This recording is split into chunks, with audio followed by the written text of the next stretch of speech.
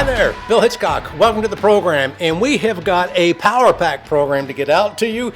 Big fish, big money, big rock, big trouble, and a fire, and a disqualification, and a whole lot more. We're going to be talking about the Big Rock Blue Marlin tournament, just recapping some things that went on, very interesting things, and actually things that aren't as unusual as some may think. And of course, we have got a fishing report to get out to you now. News. Let's get on, see if I can change this time. I forgot to change my slate last time. Let's get on with the big news. What is going on? Big Trouble is the name of the boat that is the winner of the 67th annual Big Rock Blue Marlin tournament with a 17.1, 517-pound Blue Marlin.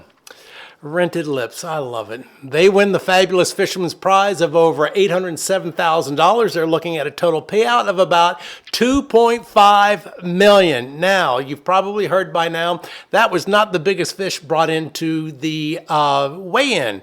The biggest fish got disqualified. Why? Let's find out about it. The Southern Grace was the name of the boat. They brought in a 653.7-pound Blue Marlin, but it was disqualified due to mutilation, which is a violation of rule number 24 of the tournament rules. That rule says the IGFA rules apply regarding the mutilated fish. The following situations will disqualify a catch. Now, I'm going to babble off a whole bunch of stuff as I'm doing now, but I'm going to give it some context. But let's get into the actual rule. It says mutilation to the fish prior to landing or boating the catch caused by sharks, other fish, mammals, or propellers that remove or penetrate the flesh. That's mutilation. Injuries caused by leader or line scratches or old healed scars or regeneration deformities are not considered to be disqualifying injuries. Now, please keep in mind, they got a marine biologist on hand that takes a look at these fish to see what's going on with it. And also, I can't stress enough, this is in the rules. It's printed up. We've just showed you the rules. These rules have been in place for years. So this is nothing new. And they have a captain's meetings and they go over the rules and they talk about the rules. So no one is surprised by these rules. You may recall, by the way, it was back, I didn't realize it was so long ago, back in 2010, 883-pound Blue Marlin was brought into the docks there at the Big Rock Blue Marlin weigh-ins. It lost its $1 million prize because the first mate didn't have a $30 fishing license. And you're going, what? It's in the rules.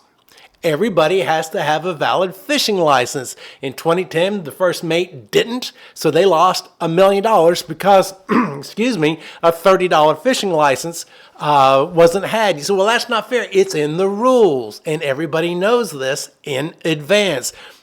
Other rules that were more commonly known is like they've got a 400-pound minimum on a Blue Marlin. If you bring in a Blue Marlin that is under 400 pounds, not only do they, they disqualify it from the tournament, but you get points taken away from you. More importantly, what I found or thought during the Big Rock Blue Marlin tournament was the boat that was on fire. And this is what WRAL TV5 out of Raleigh reports. They say 5 people were rescued after their boat in the Big Rock Blue Marlin fishing tournament caught fire Friday morning. A tournament official confirmed that 5 people on the Raptor, that was the name of the boat, safely got off the boat. The Big Rock says another boat called the Cost Plus picked up the people, pulling them out of the ocean. A couple things here. The boat Cost Plus was not in the tournament. They were in the area. And the point I want to bring up here is that it's maritime law. A boat has a legal and obviously, a moral obligation to render assistance to a vehicle in distress, providing, here's a little caveat, provided it can do so without endangering itself or its crew. The duty is often referred to as the duty to assist and is rooted in international agreement and national laws. So, thank you for the boat nearby that came by and rescued those. They were in the drink. There were 5 people in the drink. The boat that we shown video of was on fire. That ain't nothing to mess with. And if there's any consolation, somebody's going to hate me for this. If I was going to be in a boat, they're referred to as a 6-pack boat, in trouble, sinking in that general area. This is the time of year, and definitely during the tournament, to be in that predicament. Why? There are tournament boats nearby you. There's guys out there fishing nearby you. If this had been January, it would have been a completely different story. Now, one other thing I want to get out to you before we get on with a great fishing report. I want to remind everybody that speckled trout season opens July 1st with a 3-day a bag fish limit, slot size in between 14 and 20 inches. One of those fish, of those 3, is allowed to be over 26 inches. Just one of the 3. So here, July 1st, we're going to be able to keep all of these speckled trout that we've been hearing about, folks that have been catching them. Now, I want to set this up. We're getting ready for the fishing report. I'm going to go up to the Kitty Hawk, Nag's Head, Wanchese, Manio area, and I've got 3 videos that I want to show you that represent everything that's been going on. As you may recall, we've been talking about drum and bluefish blitz. That was our last show up in that neck of the woods for the past couple of weeks. Well, let's go to the Nag's Head, Manio, Wanchese area, the Nag's Head Pier first. We're going to show you that Sean here caught nice sheep's head, but let me roll you this video. All you want. Come and get them.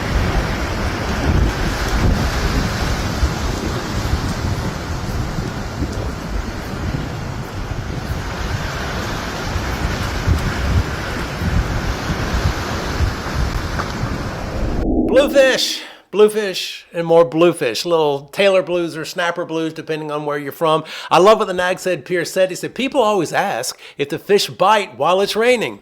We would like to remind everyone that the fish are already wet, and that's indicative of it. Speechless sport fishing, Pirates Cove, Manio. We got a little video we want to show you here. Okay, Eleanor, you got the biggest one of the day. Look at that. Look at the size of that. Come on over here. Let's get a pic. We need a picture. Eleanor, how old are you? 7. 7. That's some pretty work right there, girl. That's indicative of a couple of things. The yellowfin tuna activity up in that neck of the woods has been ballistic for the past couple of weeks, just like the bluefish and the drum and the inshore and the sound. But that was a little 7-year-old girl reeling in that yellowfin tuna. Congratulations. Now, Outcast Fishing Charters out of Wanchese. Let's go to this video. Swim in there, buddy. Stay.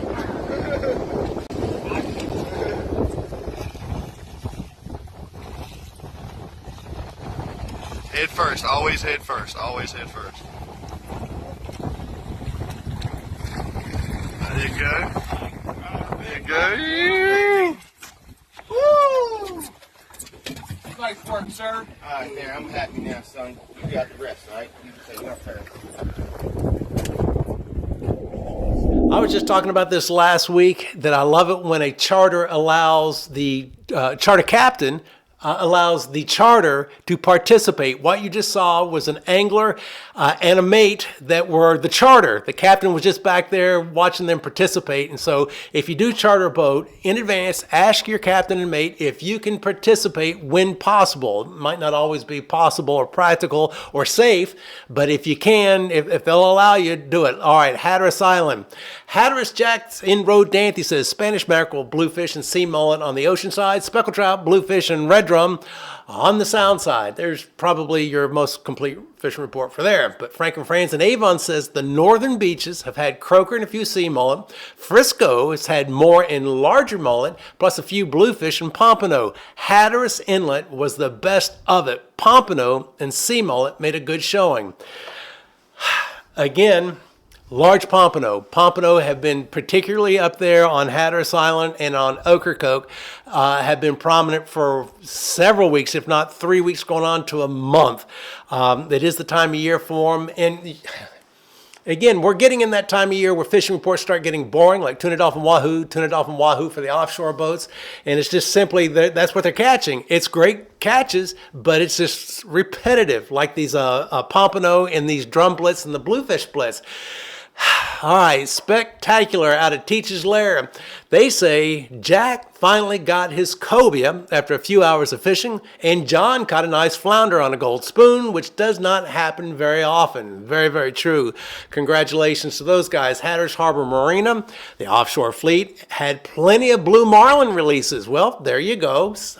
We're hearing about marlin. I don't know exactly where they're going. They're probably fishing more south out of Hatteras Inlet. Keep in mind that Hatteras Inlet is the closest to the Gulf Stream of any inlet up and down the coast of North Carolina, so their jaunt would be shorter than, say, out of Beaufort Inlet to the Big Rock. You know, that's like 35 miles. It's going to take you several hours to head on out there. Anyway, limits of dolphin and some blackfin tuna as well. Hatteras Fever 2, Native Sun, and Sea Creature each released a blue marlin. The inshore boat saw good catches of bluefish and speckled trout. They also had a few red drum. Head on up there, folks. Ocracoke, Tradewinds Bait and Tackle. Jason and Christy Brahman from where else but Troutville, Virginia, landed some beautiful bluefish and red drum this week fishing Ocracoke's Surfside. All caught on fresh mullet from Tradewinds. 2 days ago, I don't know how to pronounce his name properly, but it's Mark Zidon, I think, caught and released a gorgeous speckled trout on the Sound off of Ocracoke this afternoon. And you see what's behind him, if that might tell you where he is. Now let's move into the central coastal area. Chasing tails out of Atlantic Beach. Huge 92-pound reef donkey, they say. Drew, John, Luke, and Carrie caught this monster amberjack today on 20-pound gear while slow trolling live menhaden just a few miles off the beach. I can't think of anything more classic Carteret County than just in front of it trolling with live menhaden just off the beach. You're king mackerel fishing primarily. They were probably near catching a reef donkey. They were probably near one of the artificial reefs like AR 315. But that's just a guess. Or maybe the sea buoy. Who knows? Emerald Isle Adventures. These guys are always having fun. And this pretty much sums it up. Fun fishing, foul weather. Stoked to catch a few before the lightning ran us off.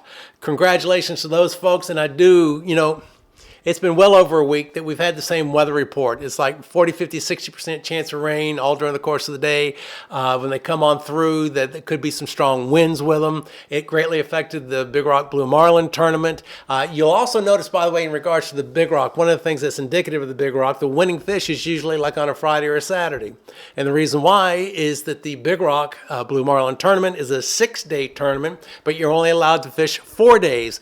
Generally speaking, unless it's just really beautiful weather, the guys will head on out in the first day, but that's why they save up their days because they got snotty weather and dependent upon the weather forecast. So they'll save up their days to the end. So it's usually like Friday or Saturday that you get the winning fish that comes on in. Now in the southern area, a viewer sent this in, Chris Wren. He says, this time we went out with Andy from Puddinhead Charters in Hampstead on his boat to learn the local waters. Highly recommend him. Fish the flats near grass on incoming tide with Carolina rigged minnows. Tons of fun. And by the way, Chris Wren is the owner and chef of Old North State Catering and Kitchen. So congratulations to those folks. Johnny Mercer's Pier, how about that? Another barracuda, go figure. And Rick Dove was there with the gaff. Lee West caught this 19.1 pound barracuda, bluefish over the past several days. OMC Fishing Adventures out of Sneed's Ferry. Says, we were able to get in a few trips this week with a short cobia in the mix of AJs, also seeing the mahi starting to show in closer. How'd you like that mahi that was half-eaten with a shark? All right, Fish Witch Charters out of Carolina Beach. They say yesterday, Captain Parker ran a stream trip catch, and they caught mahi, tuna, and went 2 for 3 on sailfish. Now, let's... And that's a pretty sailfish. It really is. But look, let's go back and look at the picture. Look on deck there. I see a couple of tuna heads. Fish heads, green and yellow fish heads. All right, no more singing. Another viewer submission, Robert Mishak out of Carolina Beach. He says, was rough out in my 21-foot Bayliner trophy. Thursday leveled off good enough to run out 18 miles. We caught some mahi, some jacks, vermilion snappers, Spanish, and king mackerel. Robert Mishak and my sons out of Gold Hill, North Carolina. Congratulations, folks. And now a regular submission. I love these folks. Vonda Kay, the head boat out of Carolina Beach. Allison keeps us informed. She says, kept 2 grouper release, 5 caught on live pinfish and cigar minnows. Remember that. 7 ARS. I don't know what that abbreviation is. It's probably something very basic. They said pinfish and cigar minnows. They said we had some big black sea bass, porgies, beeliners, and grunts all caught off of squid.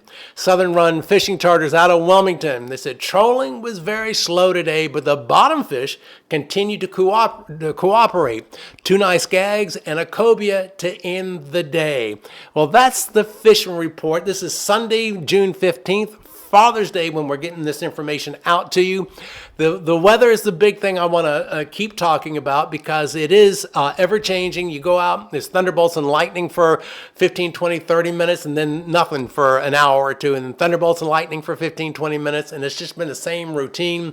Temperatures in the low 80s, sometimes in the Cape Fear region in the low 90s. So just keep an eye to the sky if you are going out fishing. If you have a fishing report to get to me, email me, BillHitchcock@mail.com, BillHitchcock@mail.com. I don't care if you're a charter boat, if you're a bait and tackle shop, if you're a pier, if you're just a person, it doesn't matter. And if you have like tournament information, send it on in, BillHitchcock@mail.com. Love to be able to communicate that information to folks. And really the only premise of this program is that it has to be saltwater related. That's really the only premise. So if you got stuff, send it on in. And we're still looking for people to send videos, pictures into crabbing and also shrimping. How do you find shrimp? Love that question that was sent in last week. All right, enough of me. I'm Bill Hitchcock. Until next time, see ya.